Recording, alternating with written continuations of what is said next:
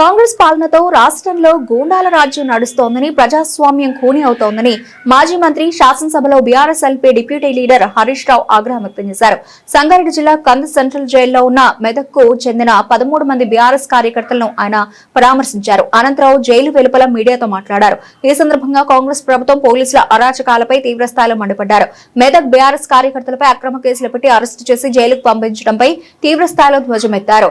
ఎన్నికల ప్రచారం ముగిసిన తర్వాత ఎమ్మెల్యే 4 కార్ల కాన్వాయ్తో వార్డులకు వెళ్లి ఎలా ప్రచారం చేస్తారని ప్రశ్నించారు. సంగారెడ్డి జైల్లో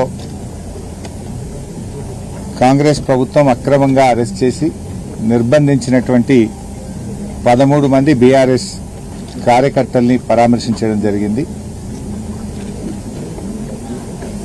ఈ కేసే ఒక అక్రమ కేసు. ప్రజాస్వామ్య పద్ధతుల్లో ఎన్నికల్లో గెలవలేక పోలీస్ లాఠీలతోని అక్రమ కేసులతోని ఇవాళ గెలవాలనేటువంటి ప్రయత్నం కాంగ్రెస్ పార్టీ చేసింది. నిజంగా చెప్పాలంటే మెదక్లో బీఆర్ఎస్ పార్టీ ఒక సీట్ ఎక్కువ గెలిచింది.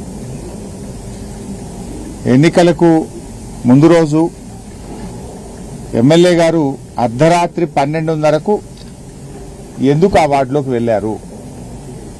ఇది ఎన్నికల నియమ నిబంధన ఉల్లంఘన కాదా? సాయంత్రం 5 గంటలకు ప్రచారం ముగిసింది. 5 గంటల తర్వాత ఎవరూ ప్రచారం చేయడానికి వీల్లేదు. ఆ వార్డుకు సంబంధం లేని ఓటర్లు ఆ వార్డుల్లో తిరగకూడదు.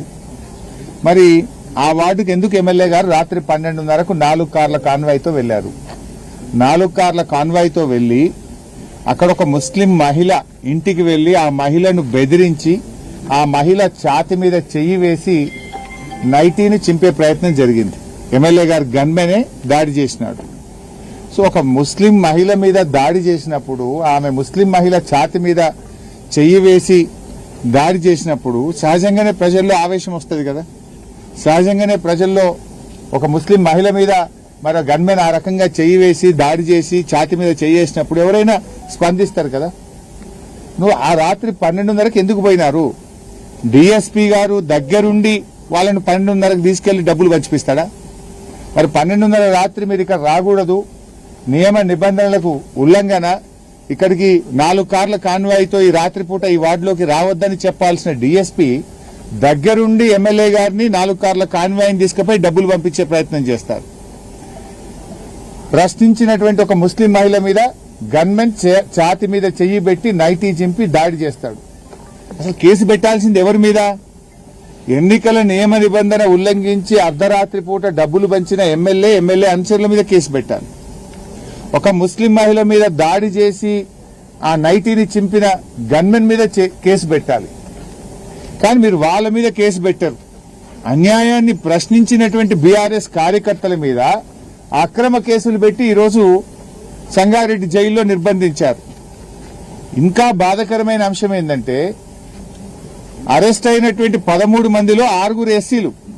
ఈ ఎస్సీల మీదనే ఎస్సీ ఎస్టీ కేసులు పెట్టారు. ఇది ఎక్కడ భారతదేశంలో ఉంటుందా? అంటే ఎంత ఆగమాగం ఉన్నారంటే 307 సెక్షన్ పెట్టినారు. 307 సెక్షన్ ఇంపోజ్ చేయాలన్నప్పుడు ఒక పిటిషన్ వస్తే ఎవరికైనా ఇంజూరీ జరిగిందా? ఇంజూరీ జరిగితే అతన్ని హాస్పిటల్కి తీసుకెళ్లి మెడికల్ రిపోర్ట్ తెప్పించి గాయమైందని చెప్పి డాక్టర్లు నిర్ధారిస్తే 307 సెక్షన్ ఇంపోజ్ చేస్తారు. అసలు మెడికల్ రిపోర్ట్ లేదు, ఇంజూరీ జరిగిందే లేదు, గాయం అయిందే లేదు. గాయం కాకపోయినా 307 సెక్షన్ పెడతారు. ఎస్సీల మీదనే ఎస్సీ ఎస్టీ కేసులు పెడతారు. అంటే ఎంత గుడ్డిగా ఈరోజు పోలీసులు అధికార పార్టీకి కొమ్ము కాస్తున్నారో మనకు అర్థమైతా ఉంది. నేను ఆ పోలీసు అధికారులను కూడా హెచ్చరిస్తా ఉన్నా. ఇలా మెడికల్ రిపోర్ట్ లేకుండా ఎస్సీల మీద ఎస్సీ ఎస్టీ కేసులు పెట్టి ఇష్టారాజ్యంగా మీరు మా వాళ్ళని అరెస్ట్ చేస్తుంటే రేపు వీటన్నిటికీ మీరు సమాధానం చెప్పాల్సి వస్తుంది.